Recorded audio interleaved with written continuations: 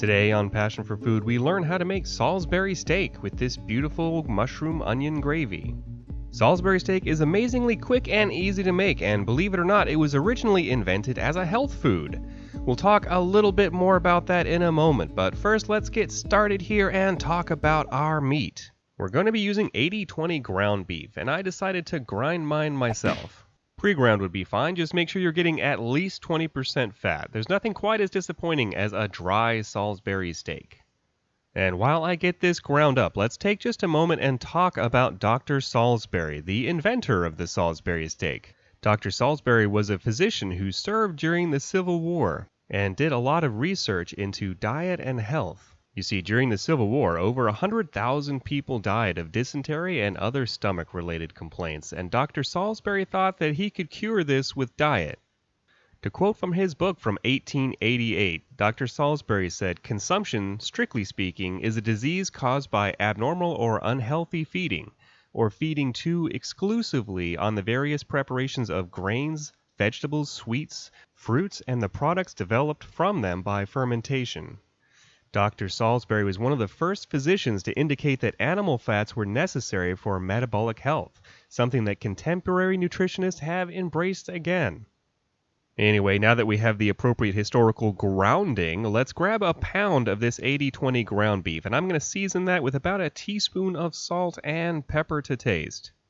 To that, we're also going to add about a teaspoon of British soy sauce, along with about a tablespoon of this fancy coarse ground mustard. Yes, I know that's 3 teaspoons. The tablespoon won't fit in the jar. You'll notice we didn't add any breadcrumbs or egg or anything like that. I don't really want to turn this into a fried meatloaf. Plus, I feel like Dr. Salisbury would approve. So let's just get all of that incorporated together. The best tools for this are your hands, and you're going to have to use them anyway to form those patties, so no sense in, using a spoon or something silly like that. Just get in there. Once we're happy, we're just going to form this into 2 patties. You could make them round if you want, but it's called Salisbury Steak, not Salisbury patties.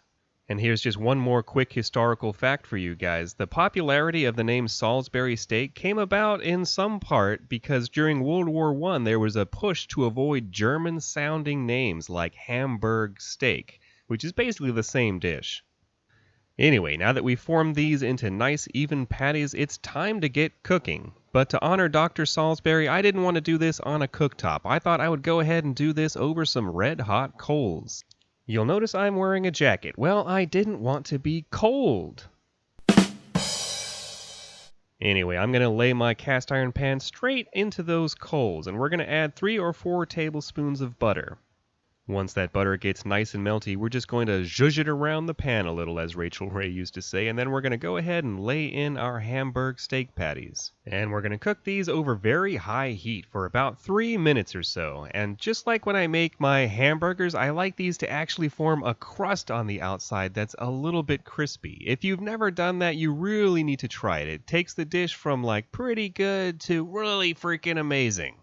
You can kind of see down on the sides when it's sufficiently crustified to flip.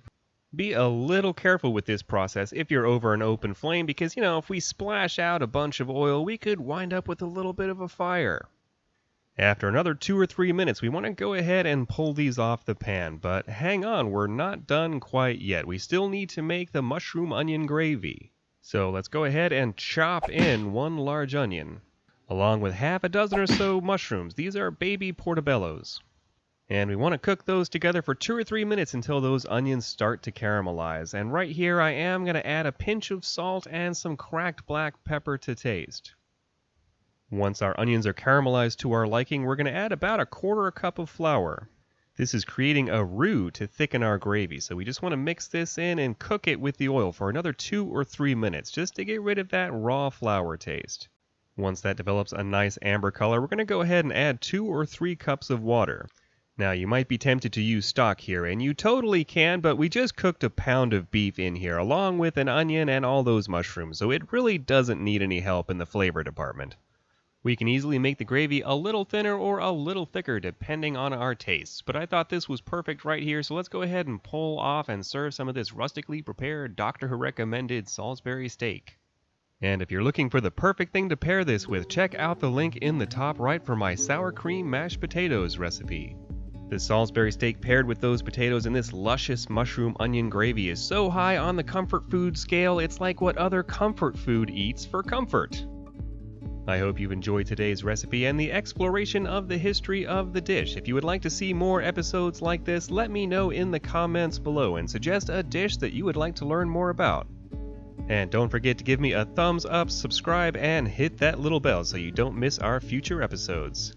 Speaking of which, you should definitely check out one of our other great episodes on the screen now. And a special thanks to Hannah for suggesting Salisbury steak. This has been Graham with Passion for Food.